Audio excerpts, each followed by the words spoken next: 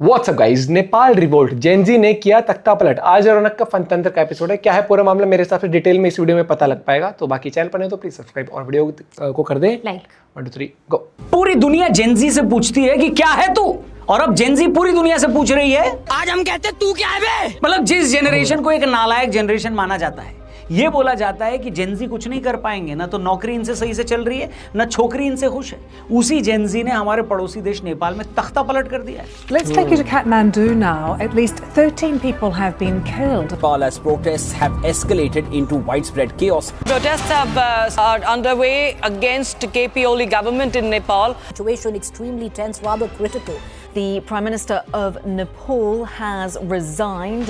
नेपाल की संसद से लेकर प्राइम मिनिस्टर हाउस सब में आग लगा दी है। प्राइम मिनिस्टर ओली के देश छोड़कर भागने की खबरें आ रही हैं और नेपाल एक बार फिर से डेमोक्रेसी से राजशाही की तरफ बढ़ रहा है। मीडिया में कई जगह ये खबर है कि ऐसा इसलिए हुआ है क्योंकि नेपाल की सरकार ने सोशल मीडिया पर बैन लगा दिया था। लेकिन कई लोगों का मानना है कि सोशल मीडिया पर बैन लगना एक रीजन जरूर है, लेकिन अकेला रीजन नहीं है। तो आज की वीडियो में हम आपको ये बताएंगे कि नेपाल में क्यों हुआ, नेपाल की गवर्नमेंट का रिस्पांस क्या था, सिचुएशन इतनी हिंसक यानी वायलेंट क्यों हो गई, और सबसे बड़ा क्वेश्चन कि नेपाल में जो स्थिति चल रही है उसका भारत पे क्या असर पड़ेगा। तो शुरू करते हैं इस वीडियो को। चैनल को सब्सक्राइब करना, वीडियो पसंद आए तो इसे अपने दोस्तों से जरूर शेयर करना। नमस्ते। नमस्ते।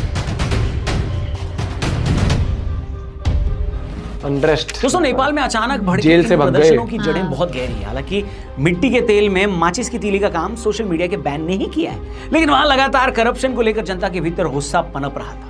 लोगों को लगने लगा था कि सरकार केवल अपनी सत्ता बचाने और एलीट वर्ग को फायदा पहुंचाने में लगी हुई है। बेरोजगारी और महंगाई अपने चरम पर थे। नेपाल का 20% युवा अनएम्प्लॉयड था।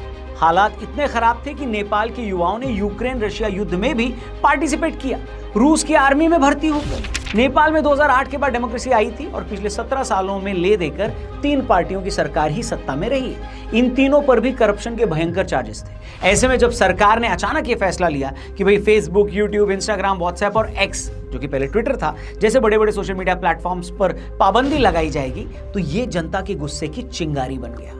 सरकार का रीजन ये था कि ये सारे जो प्लेटफॉर्म्स हैं सोशल मीडिया के, वो बिना रजिस्ट्रेशन के काम कर रहे हैं और इन सारे प्लेटफॉर्म्स पर अफवाहें, फेक न्यूज और आपत्तिजनक सामग्री फैल रही है। इसीलिए सरकार ने दुनिया के सभी मेजर सोशल मीडिया प्लेटफॉर्म्स को नेपाल के काठमांडू में रजिस्टर करने के लिए बोला। चीनी कंपनी टिकटॉक को छोड़कर बाकी किसी भी सोशल मीडिया प्लेटफॉर्म ने ये बात नहीं मानी। इसीलिए नेपाल की कंपनी चलाना चाहते थे सारी फेसबुक, इंस्टा जैसे बड़े बड़े सोशल मीडिया प्लेटफॉर्म्स को बैन कर दिया। एक टिकटॉक रह गया क्योंकि उनका काठमांडू में अपना ऑफिस था। लेकिन आम नागरिक, खासकर युवा, इसे अपनी आवाज दबाने की कोशिश मान बैठे। सोशल मीडिया उनके लिए सिर्फ मनोरंजन का साधन नहीं था, बल्कि करप्शन और सिस्टम की नाकामियों पर सवाल उठाने का मंच भी था। यहां पर हम आपको एक बात बता दें दोस्तों कि नेपाल में हाल ही के टाइम पर वहां का युवा नेपाल के जो नेता थे ना, उनके बच्चों के वीडियोस वायरल कर रहा था, जो आलीशान जिंदगी जी रहे थे सारे बच्चे उनके नेताओं लोगों की। देश के बाहर बड़ी बड़ी गाड़ियों में वो लोग चलते थे, अपना लाइफस्टाइल फ्लॉन्ट करते थे। नेपाल का युवा ये वीडियो सोशल मीडिया पर वायरल करके ये बोल रहा था कि हमारे नेताओं के बच्चों की लाइफ देखो और हमारी लाइफ देखो। सोशल मीडिया पर बैन इस ट्रेंड को दबाने के लिए ही किया गया, ऐसा वहां के यूथ को लगा। यही रीजन है कि जैसे ही बैन लागू हुआ, हजारों छात्र और युवा सड़कों पर उतर आए। वे सिर्फ सोशल मीडिया की वापसी की मांग नहीं कर रहे थे, बल्कि उनके नारों में करप्शन, राजनीतिक एलीट और अकाउंटेबिलिटी की कमी के खिलाफ गुस्सा, ये सब कुछ साफ झलक रहा था। सरकार शायद ये सोच रही थी कि लोग चुपचाप मान जाएंगे, लेकिन उल्टा हुआ। ये बैन एक एंटी करप्शन जन आंदोलन की चिंगारी बन गया। शुरुआत पीसफुल रैलीज और नारेबाजी से हुई, लेकिन हालात जल्द ही हिंसक बन गए। प्रदर्शनकारियों की संख्या इतनी बड़ी हो गई कि सुरक्षा बलों के लिए भीड़ को संभालना मुश्किल हो गया। राजधानी काठमांडू समेत कई शहरों में छात्र और युवा जो थे वो संसद भवन की तरफ मार्च करने लगे।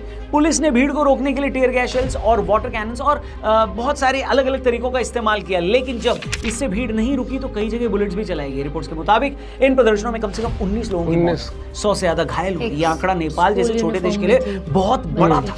दूसरी तरफ प्रदर्शनकारियों ने भी जवाब में हिंसा की, कई गाड़ियों को आग लगाई, पुलिस पर पथराव किया और संसद भवन की तरफ धावा बोला।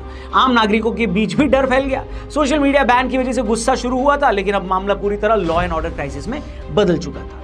जैसे जैसे हालात बिगड़ते गए सरकार पर दबाव बढ़ता गया। शुरुआत में वो अपने बैन के फैसले पर अड़ी रही, लेकिन बढ़ती हिंसा और इंटरनेशनल क्रिटिसिज्म के चलते सरकार को झुकना पड़ा। आखिरकार सरकार ने यह घोषणा की कि सोशल मीडिया प्लेटफॉर्म्स पर लगी पाबंदी हटाई जाएगी और सभी बड़े ऐप्स को फिर से चालू कर दिया जाएगा। लेकिन यह कदम भी गुस्साई जनता को शांत करने के लिए पर्याप्त नहीं था। लोगों की मांग थी कि अब सिर्फ सोशल मीडिया तक सीमित नहीं थी, बल्कि लोग भ्रष्टाचार पर, करप्शन पर भी जवाब चाहते थे। इसी प्रेशर में पहले गृह मंत्री रमेश लेखक ने नैतिक जिम्मेदारी ली, इस्तीफा दिया। उसके बाद हालात जब और बेकाबू हुए तो एंड में प्रधानमंत्री केपी शर्मा ओली को भी पद से हटना पड़ा। ये नेपाल की पॉलिटिक्स के लिए बड़ा झटका था। सरकार की कोशिश थी कि बैन लगाकर डिसेंट को कंट्रोल किया जाए, लेकिन इसके उलट उन्हें पॉलिटिकल संकट का सामना करना पड़ा। आज सिचुएशन ये है दोस्तों कि नेपाल में सोशल मीडिया फिर से चालू हो चुका है, लेकिन हालात नॉर्मल नहीं कहे जा सकते। जिन 19 लोगों की मृत्यु हुई है, मौत हुई है, जिन परिवारों ने अपने प्रियजनों को खोया है, उनका गुस्सा अभी भी शांत नहीं हुआ। देश में पॉलिटिकल इंस्टेबिलिटी बनी हुई है, क्योंकि प्रधानमंत्री का इस्तीफा देने के बाद अब नई सरकार के गठन और जो ये सत्ता यानी पावर का जो बैलेंस है, उसकी चर्चा लगातार चल रही है। सड़क पर प्रदर्शन कुछ जगह धीमे पड़े, लेकिन युवाओं का मूड साफ दिख रहा है कि अगर भ्रष्टाचार और गवर्नेंस में सुधार नहीं हुआ तो दोबारा आग भड़क सकती है।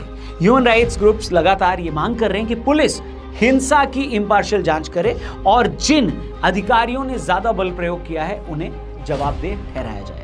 अब चलिए दोस्तों ये बात करते हैं कि नेपाल में जो हो रहा है उसका भारत पर क्या असर पड़ सकता है और भारत को करना क्या चाहिए। नेपाल में जो हुआ उसने पूरे दक्षिण एशिया का ध्यान अपनी तरफ खींचा है। भारत की नीति पर इसके क्या असर पड़ सकते हैं वो भी जान लेते हैं।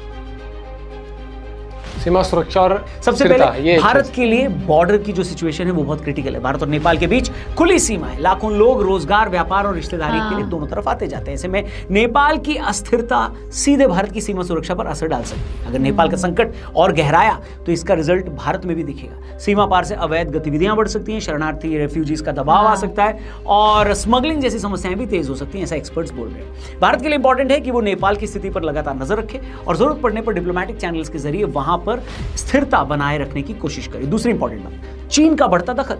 नेपाल में जब भी इंस्टेबिलिटी होती है, अस्थिरता बढ़ती है, तो चीन अपनी पकड़ मजबूत करने की कोशिश करता है। Belt and road initiative BRI से लेकर इंफ्रास्ट्रक्चर इन्वेस्टमेंट तक चीन लगातार नेपाल को अपनी ओर खींच रहा है। भारत के लिए खतरे की घंटी है। अगर राजनीतिक संकट लंबे टाइम तक चलता है तो नेपाल भारत से दूरी बनाकर चीन के और करीब जा सकता है। यह भारत की रणनीतिक सुरक्षा के लिए बड़ी चुनौती है, क्योंकि नेपाल की जियोग्राफिक लोकेशन बहुत इंपॉर्टेंट है और ये बेहद अहम जगह पर स्थित है।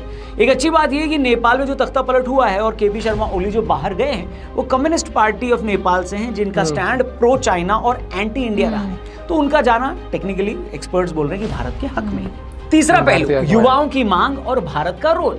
नेपाल के जेनजी केवल करप्शन के खिलाफ आवाज नहीं उठा, बल्कि वो ट्रांसपेरेंट पॉलिटिक्स, आधुनिक शिक्षा और रोजगार की भी मांग कर रहे हैं। भारत के लिए एक अपॉर्चुनिटी है कि वो नेपाल के यंगस्टर्स को सपोर्ट करे। भारत स्कॉलरशिप, टेक्नोलॉजी, स्टार्टअप और एजुकेशन के क्षेत्र में नेपाल के साथ पार्टनरशिप और स्ट्रॉन्ग कर सकता है। अगर भारत इन जेनजीज की यानी कि जो नेपाल के युवा हैं उनकी आकांक्षाओं को पूरा करने में अगर हेल्प करे तो ये दोनों देशों के रिश्तों को नई दिशा देगा और चाइना के प्रभाव को भी बैलेंस करेगा। और चौथा सबसे इंपॉर्टेंट जो इशू है वो है डिप्लोमेटिक। भारत और नेपाल का रिलेशन ऐतिहासिक है, सांस्कृतिक है और धार्मिक आधार पर बहुत गहरे रिलेशंस है भारत और नेपाल के। लेकिन पॉलिटिकल इंस्टेबिलिटी अक्सर इन रिश्तों पर दबाव डाल देती है। पिछले कई सालों में हमने देखा है।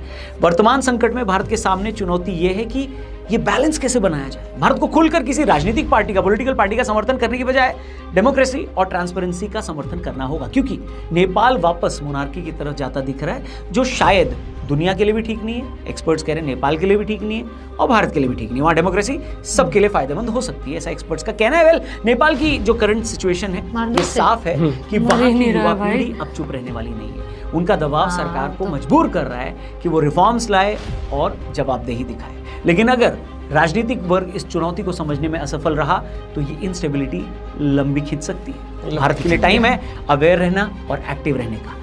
आपका नेपाल रिवोल्ट पे क्या कहना है, इस पूरी हिंसा पर आपका क्या कहना है? बहुत पिछले कई दिनों में आपने बहुत सारी चीजें देखी, सुनी, पढ़ी होंगी।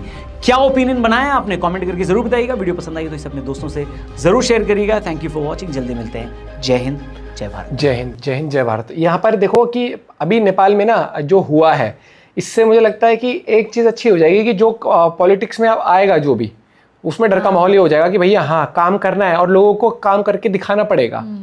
आप ये देखो हमारे देश में कितने भी मतभेद हों लोगों के आपस में, लेकिन ठीक है एक चीज़ ये लोगों को दिखती है कि इंडिया प्रोग्रेस कर रहा है। इंडिया में जॉब अपॉर्चुनिटीज बन रही हैं। कहने को तो दुनिया कह सकती है भाई जॉब अपॉर्चुनिटी, अरे कमाने वाले के लिए 20-25 हजार इंसान काम करके मेहनत करके ब्लिंकिट जोमेटो में भी जेप्टो में भी कमा रहा है। हर एक चीज जिसकी नियत होती है, जिसकी नियत नहीं होती है उस दिन की एज भी थी उनकी जो वो आए थे। मैं बता रहा हूँ कि हमारे यहाँ पर स्टार्टअप्स की वजह से इन चीजों की वजह ऐसे है, मतलब अगर आप देखो ना पहले क्या था, पोर्टर आ गया, रैपिडो आ गई, रैपिडो में ऐसा नहीं कि आपको ही जाना है। जो छोटा सा एग्जांपल मुझे तो बड़ा अच्छा लगा ये चीज है कि रैपिडो में जो वो था पार्सल के लिए जो था, पार्सल के लिए, हाँ, कि आप पार्सल कहीं से पिक करा सकते हो, ड्रॉप करवा सकते हो अगर नियर बाय भी हो, मतलब कितने सारे ऑप्शंस हैं भाई। मुझे लगता है कि देखो आप कितना भी अच्छा कर लो, कितना भी कुछ कर लो, लेकिन गवर्नमेंट का क्या हो जाता है कि गवर्नमेंट से कभी आप खुश रह नहीं सकते, हमेशा कोई भी खुश नहीं रहेगा, वो चीज है। लेकिन वहां पर हालात ज्यादा हो गए थे और प्रो चाइना आया था तब भी बहुत ज्यादा लोगों ने ये चीज बोली थी कि ये प्रो चाइना है, इंडिया से रिलेशन खराब कर रहा है, वहीं के लोगों ने बोला था।